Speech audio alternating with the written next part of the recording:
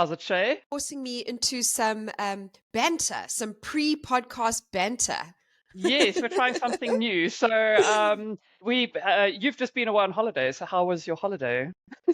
Oh, incredible. I went to Giant's Castle in the Berg. It was amazing. The roads were absolutely terrible, but worth it when you get there. And yeah, just great to be out in some fresh air and just no signal, which is always a plus. So yeah, been awesome. Thanks. And you, Yeah, how is beating burnout going? it's going okay. I actually feel like my work, my writing is actually like the level is increasing again. I'm feeling like I'm producing decent content again. Yes. So that's a Good good start. sign. Mm. Yeah.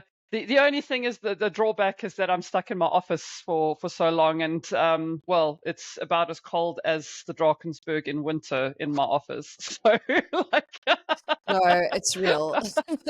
I'm surprised you're not wearing. Where's the ugly sweater? I mean, that's a perfectly decent hoodie you've got on today. yes, You yes. know, dressing We try gown. and we try and be professional for these things. Oh, So yeah. yeah, I need to limit the crazy. So yeah. And Cool. you've So got a new yes, podcast. How's that going? it's been put on the back burner. The one Okay. with my brother. It's Mm. yeah, he it was very awkward.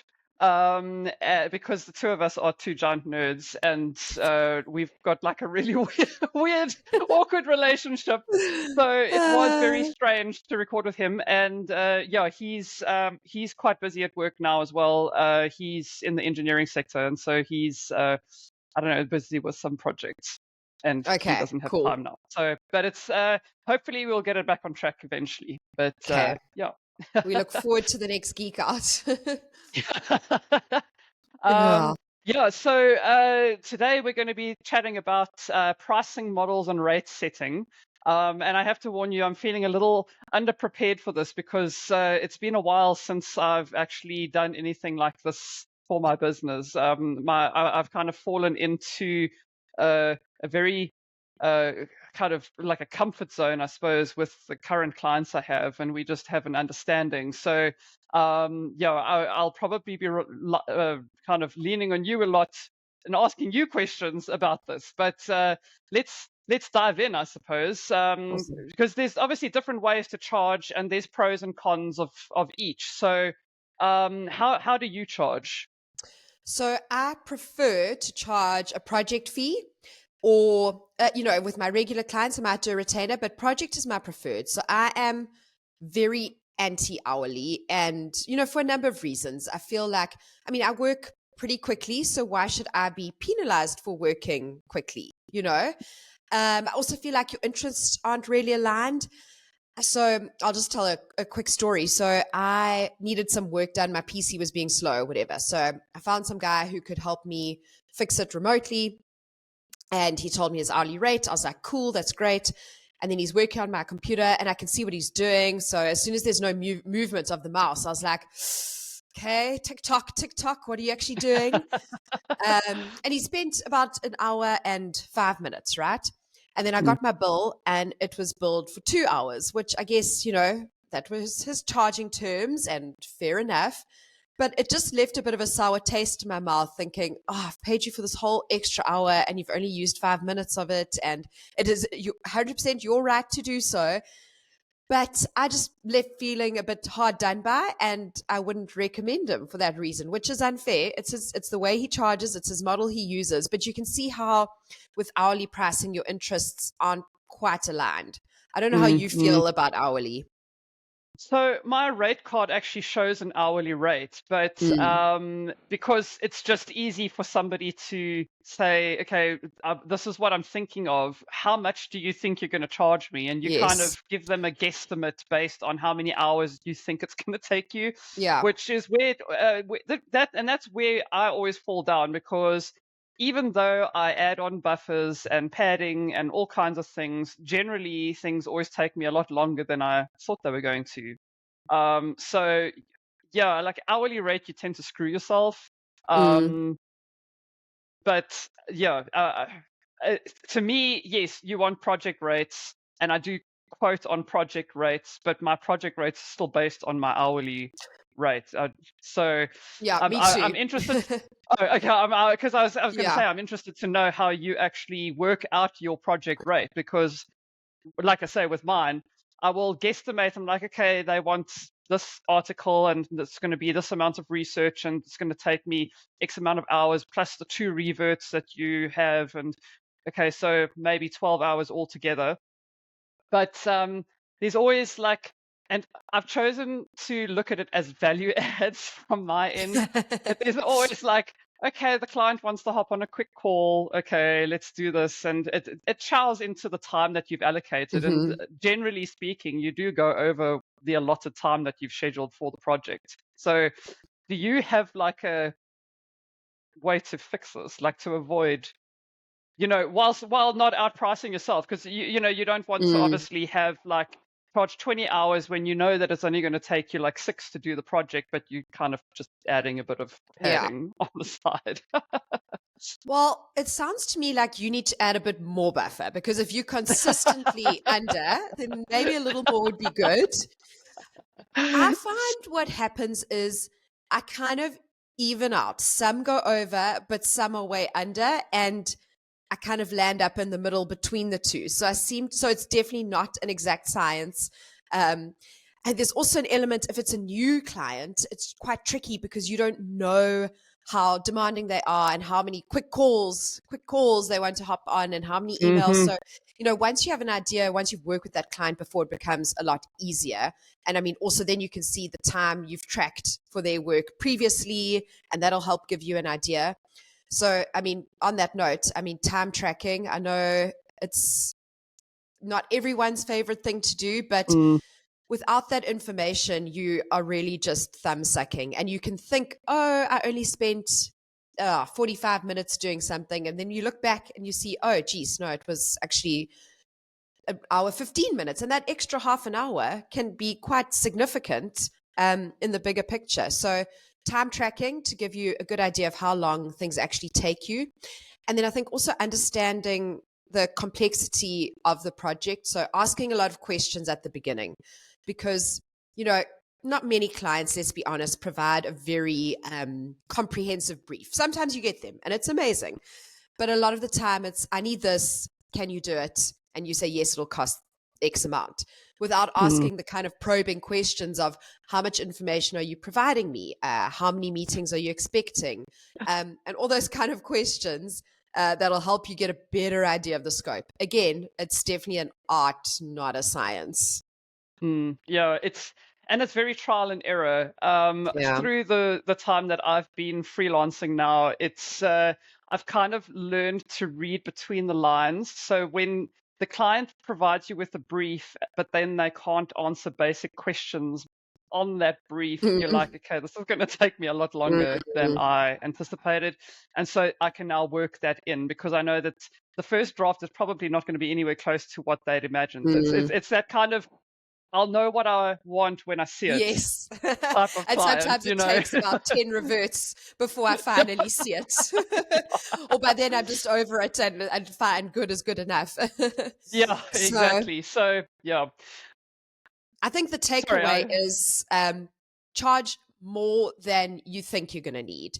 And you know what? I've had situations where I've quoted and it's come up to significant, or it's taken significantly less time than I anticipated. And then I'll actually just be upfront and tell the client, oh, look, this actually didn't take me as long as I think it did. I'm only going to charge a percentage. And they appreciate Mm. that. So I think, and that works the other way too. If you can see this project is going way over, don't wait until it gets so far over that you are just feeling despaired and don't know where to go with it. When it starts going out of scope, flag it then and there, and have a clear plan of, okay, well, this extra bit is going to charge this much, or after this amount of time we go to an hourly rate of X or whatever. So I think also just keeping those lines of communication open too. Yeah, yeah. Now, do you charge a different rate for different types of content? Because I tried going down this route where I had one rate for technical interviews, and then I had another rate for social media posts. And I no longer do standalone social media because it just was it's so time consuming, and the yeah, it's basically I was charging $100 a post, Mm, and that is nothing. mm, And it's very difficult to justify that kind of money when you have a campaign to write of like, I don't know, 120 posts or whatever. Like, it really is not worth it. Especially because like campaigns, it's like this person has to get involved and it's time there, and then you have to sit in a meeting, and so like I've just straight up said no, I don't do social media anymore. You can ask ChatGPT for that because that's what most people are doing anyway. yeah, Um, exactly. but yeah, so but like long form interviews and articles and that kind of thing, I have like pretty much a set rate if you want like an 800 word piece versus a 1,500 word piece, and how long the interview is going to be, and whether I need to provide questions for the subject matter expert and Mm. all that kind of thing. I have basically set rates for that now. So how do you work different types of content on the rates side? Mm. So again, mine is always based on the time I think it's going to take. So I don't, and by its very nature, like an SEO optimized web page is going to take longer than someone who says I don't care about SEO, for example, because I'm going to have to Mm. do keyword research and. So I still build based on time. So like an SEO optimized web page is going to take longer, therefore it's going to cost more. So, and I Mm. think it just keeps it simpler for me, not having to think, okay, well, because often the client isn't really sure exactly what type of content they want from the beginning anyway. They know what they need, what that end product looks like, but it's not always clear the journey to get there. So for me, I have a figure that I think, okay, I need to earn at least this amount per hour based on how long it's going to take me, and I go from there. Yeah, yeah. But I think it depends on the nature of your work too, because for someone who's providing, I don't know, logo design services, you might have a fixed rate for that specific service that you like to advertise and is competitive and people choose you because of that rate. So it's very circumstantial. But as long as you never under quoting, and the way that I've kind of worked out what I need to be earning per hour is, and I've actually got a calculator on my website that people can go to. I'll give you the link to pop in the notes. And Yeah. basically what that does, it takes into account your ideal freelance life, how much leave you want to take, how many days a week you want to work, how many hours a week you want to work, your expenses, how much you want to earn. And from there, you can see, okay, I need to be charging at least this amount as a baseline for my services.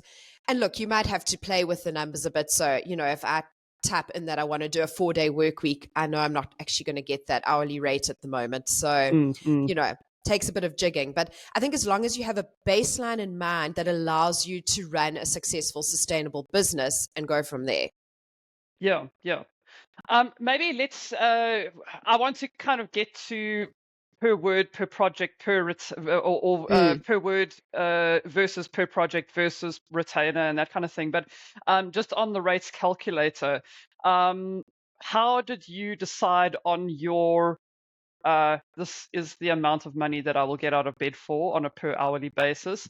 And has that changed? I mean, you've just recently had a baby. That have you had to adjust your rates accordingly based on this new expense in your life? I mean, terrible way to refer to a child, but Yes, I mean, it is. It is. It's a very expensive it is. thing to add. So, maybe let's chat about that. Like, how did you factor having a kid into your hourly rate?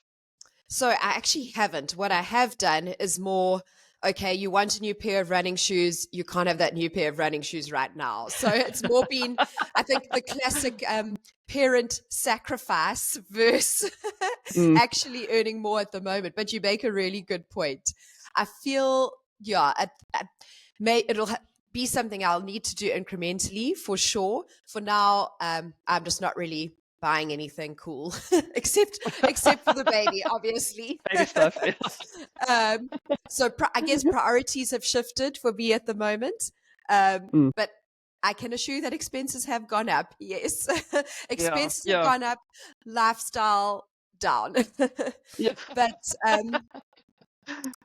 I think sorry, I'm trying to remember what your initial question part of that was with the calculator. Oh, how do you come Yeah. up with So that baseline number? yeah, how did you come up with your base number? Do you want to maybe just walk us through? I mean, we'll obviously direct people to the calculator Yes. to have an easier time of it, so they don't have to sit and write notes while Mm. we're busy chatting. But how did you approach or how did you work out your per hour rate? So, looking at what my monthly expenses are, and I'm not super A-type about making sure it's exact to the decimal place, but just, I mean, what debit orders are coming off every month. Mm. You should have an idea of how much you spend on groceries, on, just whatever you spend regularly on a monthly basis. You have an idea of that. And then I also know, okay, I need to save this amount. I want to put this much in my emergency fund, this much in my RA, etc. So your expenses plus how much you want to save a month, plus any other, miscellaneous. I know I want to take a holiday X many times a year. How much money do I need to put away to take that holiday X many times a year?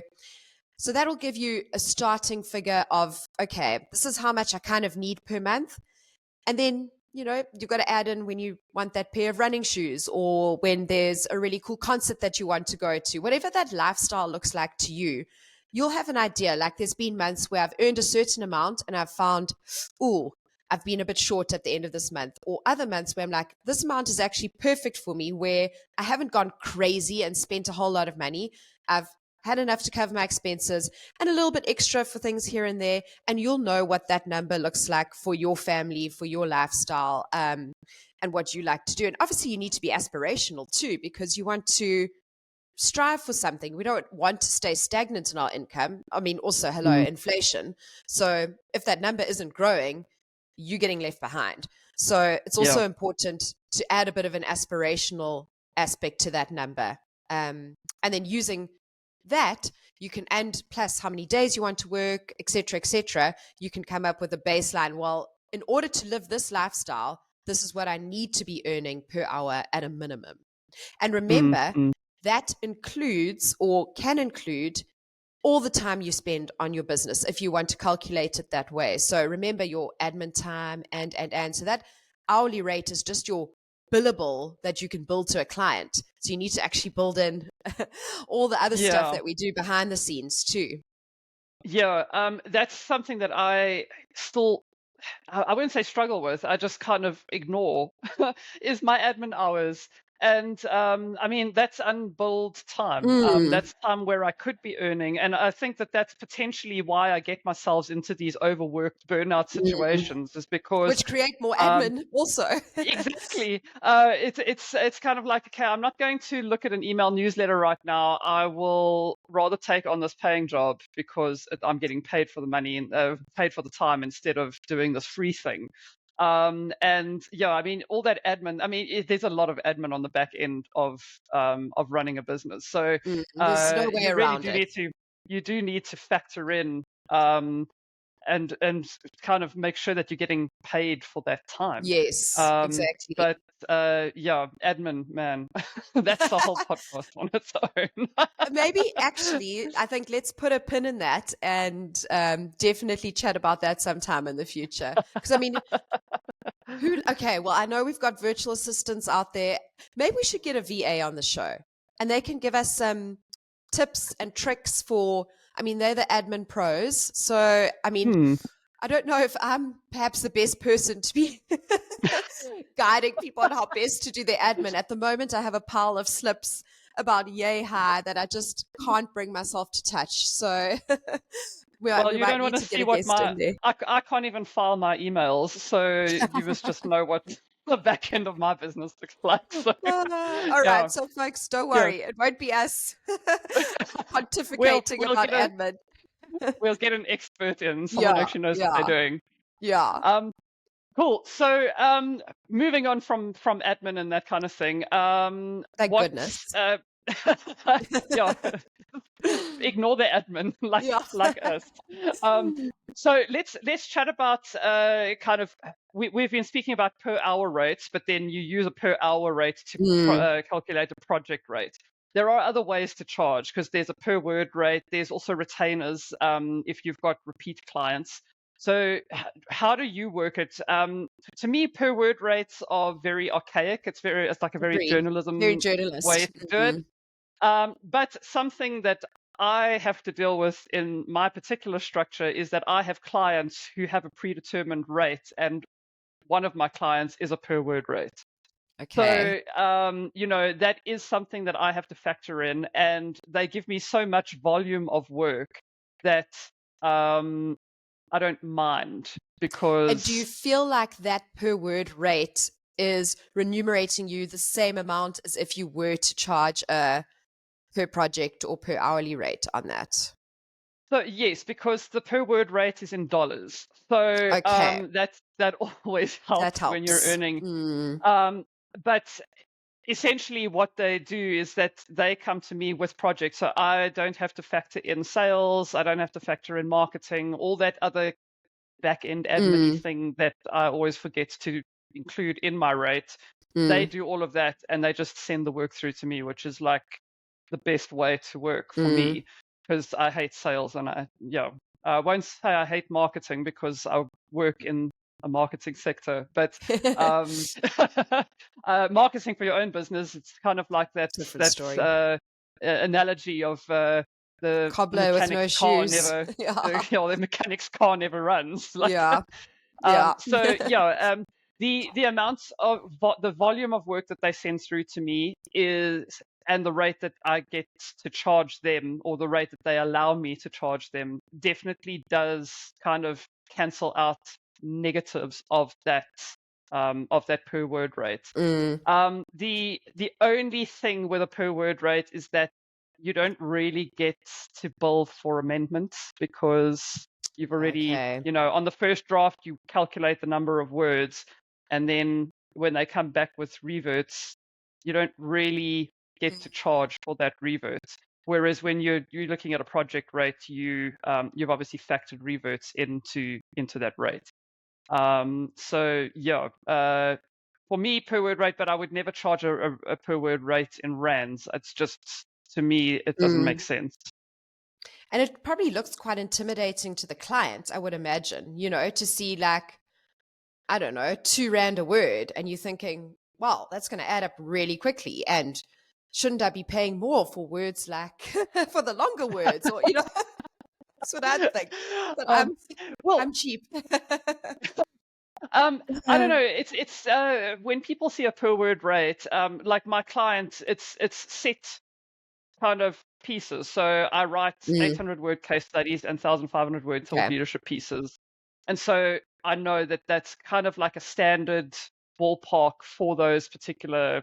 It helps me with like cash flow projections and stuff Yes. if I know how much work I'm getting in. But when people see per word rates, they tend to be like, okay, you don't need to make this 100 words. You can make it Yes. 4. Yeah. So, like, I only want to pay you 8 rand, Yeah. at 2 rand a word. So, it kind of does restrict you from that perspective if you're working with someone who is looking Like me. for looking for a cheapie, Yeah.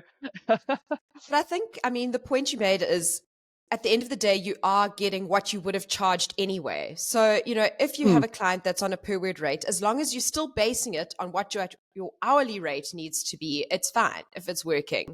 Um, Yeah. a bit off topic, but I think I'm also I understand for print journalism, but I'm also a bit anti a per word rate because what if what you need to say is actually, that 800 word blog post, a 600 word blog post is sufficient, or 800 is not enough and it needs, I think with Google's algorithms and where they're going with helpful content, that should be your end goal, not how many words it is. But that's also a topic for a different day. Yeah, I mean, I've actually got a client. I mean, let's go down this little rabbit hole just for a quick diversion. I've got a client who has actually started trying to align all their content to SEO, and they've discovered Flesh scores. And I don't know if The they reading want all scores. they want all of their scores to be 60 and above, but it's a very technical subject, and it's just like, are you writing for 5-year-olds, or are you writing for a C-suite tech audience? And You also, know, are you writing for an AI tool that's going to tell you a score versus that CEO or MD who, who's your target audience? If you're writing for a tool to get a score, kind of yeah, defeats but the purpose. exactly. And so, I mean, that's where a per word thing comes in as well, because you know, if you're aiming for the flesh score of 60, you want short words and you want as few of them as possible, because Mm. you're communicating for somebody, I don't know, with half a brain. I don't know who reads a score of 60, but Uh, yeah, I mean, that is going to shorten the word count, if you're working according to that kind of parameter. mm, So yeah, I mean, it's still it's per word is still not ideal.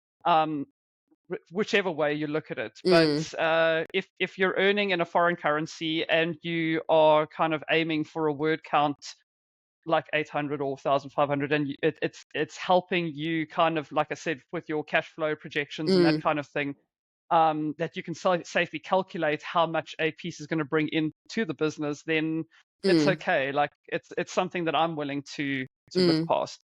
But like I said, not in rands, and definitely not for, unfortunately for me, not for the SME business mm. market. Small and Yeah. medium-sized enterprises, they are looking for cheap, and Mm. so And yeah, they predictable. are gonna, They might also yeah, want to know this is how much it's going to cost, regardless of how many words you actually write. So yeah, I think, again, the takeaway with per word pricing is if it works for you in your specific circumstances and with a specific client, that's great. But perhaps for per word specifically, you don't necessarily want to be going out with that being your primary charging model. yeah. So, okay, we've covered hourly, project, per word, retainers. Do you use retainers at all? So I do, for my regular clients, because again, it's nice for them to have that predictability. And the way that I work it is tracking my time and knowing how much work I do for that client in a given month, and then averaging out. So again, it's an art. Sometimes you are a little bit over, sometimes you're under, sometimes they haven't got a deliverable to you in time for you to complete that month, so you have to do it in the next month. So I think a level of flexibility is required to actually make it work. Because if you're going to be very stickler about it, X many hours or X many deliverables, you're not really going to have the benefit of the retainer relationship, which is a bit more give and take and trusted, and seeing you almost as an extension of their team. Do you have any clients on retainer? I used to have retainer clients. The clients that I have got are essentially retainer clients, but I don't charge them retainers because I actually ran into that kind of flexibility issue, where one of my clients was paying me 5 grand a month, and they wanted me to drop everything when they did send work Okay. through. And when you're juggling multiple clients and multiple projects, it's not always possible. So Mm, sometimes we wouldn't get up to the 5 grand total, and other times it was very much like, I need this by the end of today, but like I'm mm, working on something else now and I can't drop what I'm doing right now. So I don't have retainers, like set retainers, but a lot of the clients that I work with are retainer clients. They just don't pay me a retainer, they pay me per deliverable. So okay. but they, But the work it's is just regular. the work is regular. Yeah, yeah. Mm, mm. Retainers didn't work for me, but it is a very, if you've got retainer clients, I know it's a very nice security thing, Yes. because you know exactly how much is going to be coming in, and you can again do your cash flows and projections and all that Mm, based on those numbers, and then everything on top of that is just like a mm. cherry on the top. Yeah. Yeah, so I like to make sure that I know that I'm at least covering my debit orders every month. So having regular enough retainers amounts that are going to cover my debit orders and my savings amounts that I want to put away. And then, yeah, as you say, the rest on top of that can vary, but that is a number I don't want to ever vary. I don't want to have to dip into Mm. savings to pay for my expenses and for my debit orders, etc. So yeah, I like the security that gives me, and it gives you a little bit more freedom to explore different projects from different clients that you might not take on, because okay, it's fine, I'm covered. So if I do something a little bit more experimental this month, that's okay. Or if I want to go on holiday this month and I made sure my retainer work's done, that's okay. So yeah, I really, for freelancing, having that level of security and knowing you can meet all your expenses via those regular retainers, I find really helpful, and yeah, just lets me breathe a bit. Yeah, yeah. Sorry, there's like an alien situation going on here. This alien Something on my gonna chest burst, that's gonna snuffling burst around. out of your, gonna burst out of your chest. Maybe we should give the H shape, the little alien head, some air. Red truly is a little alien head. Not just for the viewer, for those who aren't watching, very much bum fluff versus a full head of hair at this stage for the little baby I'm wearing. So sorry, pardon the snuffles. It's all good. And that's my brain went down a different rabbit hole now, and all I can think of is Sigourney Weaver and aliens, and I've completely lost train of this conversation.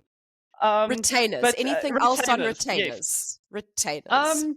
Retainers. I don't think so. I mean, again, I don't really have much experience, well, or positive experience at least, with retainers. But I don't know, we're speaking about rates, but you've brought up other kind of finance things. Do you want to maybe chat about,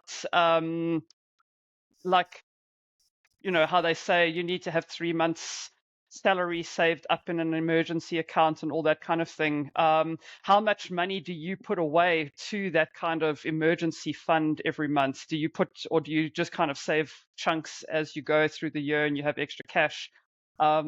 Because that's also that, for me, gives me the power to turn down work if they're not willing to pay my rates, that sort of thing. So exactly. how do you structure the income and then divide the income across other stuff that you do within the business? So general rule for an emergency fund is 3 months worth of expenses at least. So I've built mine up now where I've got 3 months worth of expenses plus actually daily living. So I've got, I guess you could say, 3 months worth of income saved at the moment. And then on top of that, I add a percentage. So I work out what sort of I think my tax bracket is going to be. And then I take that percentage, and I shove it in there too, so that, when it comes to paying provisional tax at the end of the year, you're not like, oh my gosh, okay, where do I find all this money? So making sure that you're paying your tax every month versus twice a year. So that goes in that bucket. And then I try max out my RA. You're allowed to do 27% of your net. So not of your turnover, of your profit. So I keep a little spreadsheet going so I can see, okay, this is how much profit I've made. This is how much I can put away in my RA, because that's tax deductible. So that's a win. And then if I have anything over and above that, then I've got discretionary investments with easy equities, and then I just stick some money in some ETFs. So if, I've had a good month and I have extra after that, then that's where that goes. But just making sure that you have those safety nets in place is huge, and something that I talk about quite a lot. And I mean, a lot of it is grudge purchase, but also just things like insurance, so that if something happens to you, make sure you've got dread disease cover and injury I can't remember what's it called, illness, and your broker will love to tell you about it. Yeah, all those things. But make sure also that you're not over-insured, because, obviously with brokers charging models, they charge most of the time are getting a percentage of what you're putting in. So they'll often try oversell you on what you actually need. So, just be cautious in that regard too. And advice I also received is, don't insure something that you can actually afford to replace. So, there's no point having insurance on, I don't know, a desk that you use if you know that you actually could buy another desk if your desk broke, for example. So that's how I kind of structure it. I always think of like a life insurance, because you speak to any financial advisor and they want to sell you life insurance, but like, why are you insuring your life? Like, if you die, is someone like not going to be able to eat? Exactly. Is Are you going to lose the house? You know, like if you don't have assets and you don't have dependents, you don't really need life insurance because where's that money going to go? No. But yeah, yeah, this is. I'm venturing into things that maybe I shouldn't be talking about, but yeah. But yeah, so you're a sole prop, am I correct? I mean, Yes. you operate under your own name because now mine Yes. is I'm a registered PTY, so my business is run completely separate. So money comes into the business, and I pay myself a set salary every month. Okay. And out of that set salary, I have to cover like the home loan and personal stuff, and then the business will cover like my medical aid and certain insurances, and I can claim rent, like a certain amount of the house Mm. that how big my office is in my house and that sort of thing. And yeah, I've now got a separate investment account where I've got 3 months worth of expenses Mm. saved. I want to try and get it up to 6 months, but it's yeah, it's not always easy to bulk up that kind of savings, especially with the cost of living going up so much. Mm. But But if you can get to your 3 months worth of expenses, you're already winning. yeah, it's really difficult to get there. And Mm. when I was working corporate, it was basically impossible because you're kind of maxing out, which is not the right Mm. way. But I mean, life is expensive. Let's be honest. You're maxing out your salary, and there's not a lot to go into that kind of discretionary savings. So it is a lot easier now that I'm freelance to have that kind of setup. As soon as there's a little bit of extra money into the business, it goes Mm. into the savings account. Um, but yeah, my tax is also different because I'm paying myself a Yes. salary. I'm doing the pay as you earn every month, and then the business is supposed to pay provisional, but I'm still under the threshold regarding that. Mm. So I do my personal tax, but the business doesn't necessarily pay Yeah. tax because I'm below the minimum, yeah, the minimum Yeah. threshold. So, I mean, this is a whole nother discussion, like which is better, sole prop versus PTY. I mean, there's Mm. pros and cons to both as well, but 100%. yeah, yeah. So yeah, I don't know.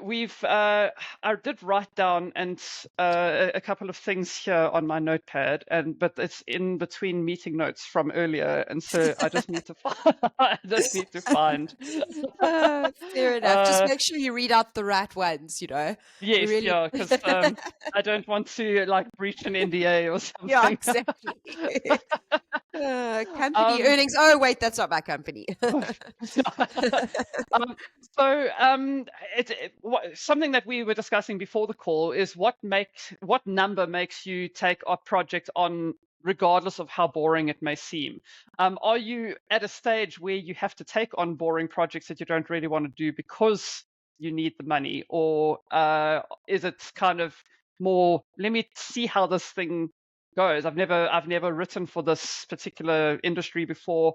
It's not really a great salary, or a great income, but I'm interested to kind of follow the Mm, road and see where it goes.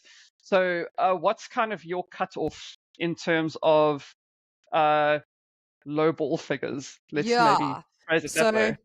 so I mean, if I actually look at what my hourly rate comprises of, it's actually such a huge range because so the minimum I will kind of get out of bed for, and this will be for generally a charity, which I'll sometimes do for free, or for a friend, or yeah, for something that I really want to try, but I'm actually not, I don't feel like I'm 100% confident in the work. And I'll be upfront with the client and say, look, I haven't done this before.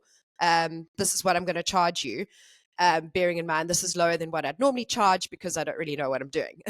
So Yeah. you won't get me out of bed for less than 450 Rand an hour. Okay. Unless, if it's something I'm really, really passionate about. If it was a charity, yes, maybe, or a close friend. But other than that, I'd rather pass that project on or refer, because I feel like, as we've spoken about so many times, saying yes to something is saying no to something else. So even if I feel like I need the money, I almost want to rather see if something better comes up before I commit. Yeah. And how about you? So my hourly rate is 750. And yeah, I would say that the kind of low ball is 50% of that, but it needs to be very special circumstances. Yeah, the problem with me is because I'm in a very fortunate position of being quite busy. I do turn work away, and if you're not willing to pay my rate, I'm not really willing to take you on as a client. But I also it's for uh the quality of the writing as well. I'm not as invested in a project that I'm getting Mm, lowballed for. So I'm exactly. not going to put in the amount of effort that I would for a client who's paying the full rate. And unless it's, like I say, very special circumstances. I You make me feel quite bad. I don't do charity writing and that kind of thing, but it has to be something that at least intrigues me. Like Mm, I need to feel challenged or feel like I'm gaining something that's worth more than the monetary value of the project out of it, whether that's a exactly. contact or a something for my portfolio, or learning something completely new, or a new style of writing, or whatever the situation is. There needs to be a trade-off between the rate that I'm losing and what the thing that I'm gaining from the Yes. project. And it's a tough one for you and I to talk about because we both are busy. So we are in the position that we can turn work Mm, away. I understand for freelancers who are just starting out or perhaps don't have a full client list, it's very tempting to charge less than what your baseline should be. And I almost want to urge you not to do that, because then you get in it's a trap, because then you start working for a client at this low rate and they keep paying you that low rate, and you can never actually get what you're worth because you can't exactly go ahead and increase by 50%, 100% of what you're already charging. Um, so I know it's difficult, but I would almost urge you to use that rates calculator to really give you a wake up call as to, this is actually how much I need to earn if I want to make a living as a freelancer. And if you are consistently charging below that, even if you need the work, then you need to take a look at your business and see what you can do, see what other clients you can reach out to, or see if your existing clients will pay you more, because otherwise you're going to get stuck. And you might find yourself then in a position where you're working for 8, 10, 12 hours a day and not even earning enough to pay the bills. And then you go back to having to find full-time work and you're back to square mm, one and you've lost out on what could be a really wonderful career. So, yeah. And unfortunately, clients, whether they're existing or potential, they can smell that desperation. mm, And so they will try and lowball you and that kind of thing. And yeah, it is very tempting. And it's something that I went through when I started off. Is that you are desperate for the work, and so you end up writing a blog for 500 rand and doing social media posts for $100. And the social media post for $100, that wasn't even that long ago. That was like maybe mm, this time last year. And those clients will take advantage of you. So it might be like, thank goodness we've got some money coming into the business, but it is going to come back and bite you, unfortunately, because the people that are willing to lowball you to that extent are the type of people that are going to take advantage and really mm, like work you to within an inch of your life, and mm. then not want to pay you any, like, a cent above. So Yeah. yeah, I'm completely with you on that one. You have to be so careful with the just offering something just to get money flowing. Like, And yeah. it's also not really fair to the industry because, then when someone is charging a fair rate, it might be questioned because someone will say, oh, well, I got someone to do that for half the price. And it actually just devalues the whole industry too. So, Mm, I mean, mm, that's also something to be aware of. And it's always awkward with rates. I know, like, you always feel like, oh, okay, is this too much? Are they going to say no? But uh, you actually almost, my rule is if you have to close your eyes when you send that quote email, you're doing it right. Because Otherwise, we all tend to undervalue ourselves. No, So sure. most of us just know that you are more likely to undervalue yourself than to overvalue yourself. So remember that Mm. when you actually send your quotes. Yeah. And quite honestly, if you've done, like, if you've defined who your ideal client is, you would be surprised Mm. that when you send that quote and you have to close your eyes and say a prayer to the gods, like, please let them not fall off their chair when they see how much I'm wanting to Yes, charge, how quickly they actually turn around and say yes. exactly. If you've kind of defined your client, your ideal client correctly, and you're upfront and transparent about your rates, etc., um, getting a no from them is usually not uh, not really going to happen. At least it Yeah. hasn't in my. It did. Let's be honest. It did in the beginning because people used to lowball me, and I went through that. I'll just do it for whatever Yeah. price they're willing to Yeah. pay me. But yeah, if you've done the work and you've defined your client correctly, and you've worked out your rate, and you feel that that's a fair rate that you're charging, um, it's very seldom that someone's actually going to say no to you. And you can't make, which I think a lot of us are guilty of, making assumptions. So um, I had someone who they'd come to a workshop that I ran, and we were talking about rates, and she realized, okay, I need to raise my rates with this one client. And it was one of her first clients, and she's a sole proprietor as well. And, she felt bad, and she thought, oh, no, but she's gone through this and this and that, and I can't charge her more. So she sent an email. She finally thought, okay, I need to, after it's been so many years, I need to actually ask for an increase here. So she wrote an email asking for a 10% increase, and her client replied and said, I'll give you 50. Like, Oh, you know, wow. yeah. So That's a dream client. Jeez. exactly. So just don't make assumptions either on what clients can or can't afford. Obviously, you want to ask them up front in terms of budget, Mm, mm. but don't make assumptions on their behalf. Yeah. Let's maybe quickly talk, because I see that we've been going for 45 minutes already, and I don't want to kind of get people Mm, hanging on too much longer. We've been chatting a lot about, like, established business, etc., etc. Let's talk about people that are just kind of breaking into freelancing. What do they need to take into consideration when they are setting rates? And I'll set this up with a little story, and maybe use you and I as a comparison. You used to write before you started freelancing, so this was your career before. I wasn't. I decided on a whim to become a writer, and when I was retrenched from corporate, I'm like, okay, I'm just going to start a writing business. mm, And okay, I'm being reductionist now. I mean, I did used to write and all that kind of thing, so it's not like I went completely cold turkey. But I struggled to find a rate that was fair to me, but that was also, like, um, transparent, that I wasn't an experienced copywriter at that stage. I mean, if you took my writing and your writing at the time when we started our business, your writing would far have exceeded mine, because you knew all the tips and tricks, experience. and you Mm. you had the experience. Exactly. So what do people who are kind of breaking into freelancing need to take into consideration when they're putting their rates together? Is it just like, you want this as an hourly rate based on the calculator, or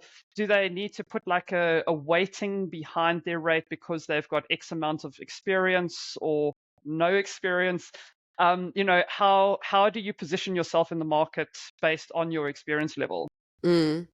So I think, yeah, the calculator is a good starting point, but that's all it is. It's only a starting point because there are so many variables that go into your pricing, including your experience, how badly you need the work. I mean, let's be honest, that does factor into the kind of the rate that you're going to put forward sometimes. The industry that you work in, the size of the client, there are just thousands of variables that you need to tick off. But for someone who's starting off, I think maybe then what you would do is know that there's going to be a bit of a hustle to start, and you're not going to be living your dream freelance life from day one. So if you're going to use the calculator, for example, instead of saying I'm going to work 2 hours a day 3 days a week, look, that's not going to be feasible at where you are in Mm, your career right now.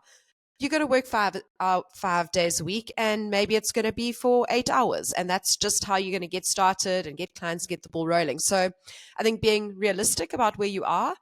So as another starting point to look at is South African Freelancers Association. They haven't done one since 2021. Where they do an industry sort of survey to come up with a list of base rates for different types of work, another variable, of course. So that's also the last one they did, like I said, is 2021. It is available on the website. So that can also help just give you an idea of industry standard, and obviously add on to that because that was now 3 years ago. But just to give me an idea of what the industry is charging. And then you can also talk to people who are more experienced and say, well, look, how much do you charge? And how much do you think I should charge as someone starting out? If you don't, I think we need to open up these conversations instead of being a bit secretive or embarrassed or shy. Look, it is what it is. People who have more experience get paid more, and that's cool. You'll get there, and maybe faster, maybe slower, whatever it is. But I think also just not being shy to chat about rates and not making it an awkward conversation. Yeah, it's always that like when you work in corporate, it's like don't talk about your salary. Yes. And I think that it's very short-sighted to do that because if we're hiding that kind of information, like what else are we hiding? I've always been very transparent about my rates and my experience level when I've spoken to clients. And like I say, maybe it's just that they think I'm a bumbling idiot or like I'm really good at what I do or whatever the story is. People take a shine and they're like, no, we trust you. You can charge us this, so we're happy to pay, even though, you've only been doing this for 3 days. So, I've been very fortunate in that way. But we need to have these conversations. And, I don't know why people need to hide their rates and see other freelancers as competition, really, because there's enough work out there for everybody. You just need to know where to find it. And your particular skill set is going to find you work that I can't have access to and that Shay can't have access to. So, yeah. Just while we're on that topic, another thing you can do when you're starting out is approach an established freelancer and say, look, do you have overflow work? Because then, and that they can subcontract. So then they'll be charging their full rate to a client. You'll be getting more of an entry level rate from them, and the relationship can build from there. So that's also another way of just getting a foot in the door. Yeah. Do you have overflow? I went through a phase where I had overflow, but unfortunately for me, a lot of my stuff is covered by NDA with clients now. So I can't really, for most of them, outsource anymore. I have to keep it all in-house. I've as I'd like dabbled. I've dabbled, but I realized that I am just not someone who prefers to be anyone managing anyone else or like an employer, or I hate it. So I would rather have less work and just do it all myself, which isn't the right way to do it. And I know a lot of people who run very successful, almost like mini agencies, really, where they subcontract bits and pieces and bringing on additional experience. For me, I'd rather say, you know what, if you need a technical writer, Megan's better at that than me, so speak to her. Instead of subcontracting to you, and then I don't know, it's just not for me. But that's personal preference. I think it's a laziness thing for me as well, because just more like admin. trying to work out exactly like how now I'm charging the client X, but you are making a percentage of that. Now I must account for that on a spreadsheet or my accounting software or whatever. It's just, and nobody got time for that. Exactly. And are you now getting your correct hourly rate with the admin time and the sales time and or is the subcontractor actually getting the bulk and you're basically being their VA? So yeah. Anyway, tricky. Cool. Not to knock it or anything, but no, not at all. It's just it's not for me because I'm a control freak, and although I am a workaholic, I'm actually really lazy, because if I don't have to do something, I'm not going to, and that's why my Yeah. admin looks the way it does. So yeah, it's not my vibe. But like you, I know a couple of people who've very successfully outsourced and Mm, are making decent money for both themselves and the people they're mm. outsourcing to. So yeah, I mean, Big ups if to you're the them. personality type, that's just not me, Mm, unfortunately. mm. But yeah. So main takeaway from today. Charge what you're worth and make sure that what that number is enables you to build a business. So, yes, it might start out lower than you would like. You might be working for longer than you'd like, but just don't undervalue yourself would be my takeaway. Short term, what shortfalls for long term gains? Is that the Mm. saying? Mm. Are we going to philosophize again? Yeah. Um, What is the saying? Oh, I can't remember. It's short term loss for sh- long term gain. I mean Is that that? sounds right, but I'm sure there's Mm. there's a more fun way. Anyways, we'll we'll let you know next time if it ever it materializes. And um, I think yeah, mine. this conversation, sorry, um, Mm, there's been so much to get into. So that's like a very quick summary. But I think if people have any questions or would like to continue the conversation, to let us know if there's something more mm. specific about rates to chat about. Yeah, Sorry, I yeah. I mean, interrupted. And your no, no, takeaway? no. My takeaway is basically charge or set up a rate structure that works for your business. So Mm, whether that is an hourly rate, whether it is a per word rate, whether it's a client dictated rate, a yes. retainer, whatever works for your business. If there's money coming in and you're happy with that money that's coming into the Mm. business, and you're not being overworked for it, then that's the correct rate structure for you. I don't think there's a And it silver can be a bullet. mix. I mean, I Mm. charge a mix frequently, as do you. So it doesn't have to be set in stone either. Yeah, 100%. And just to reiterate, I mean, we did bounce around quite a lot in this conversation, and hopefully we covered everything I think we did that we had written down. But yeah, I But mean, if there's a there lot is to get anything that into. if there is something that people want us to discuss in more detail, just yeah, pop us a DM or pop a comment in the YouTube channel, and we'll definitely do some research and do another episode on this topic. Mm. But that's probably a great place to leave it. Do we have? We don't have a topic for the next one, do we? I feel like we wrote down about 10 things during this conversation. So TBC, watch this space.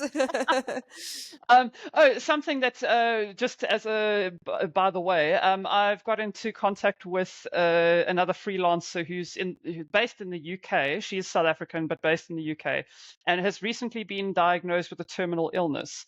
So she's trying to keep her freelancing going while she's housebound Sure. working with this terminal illness. And I don't know, she's quite keen to be on the podcast. So if anyone would like to hear her story and find out how to juggle that sort of thing, I mean, I think that maybe the hints and tips that she gives could be for people Mm, that are, looking after elderly parents or really small children with disabilities, or there's probably stuff that what she tells us could align mm. with different challenges people face. So if that's Yeah. something that you guys would be interested in hearing, do pop a DM or a comment, and we'll set that one up as well. Awesome. Always lots to chat about. Yeah, always. And yeah, thanks again, Shay, for taking the time, and we'll do this again next month. Thanks, Meeks. Look forward to it. Cheers.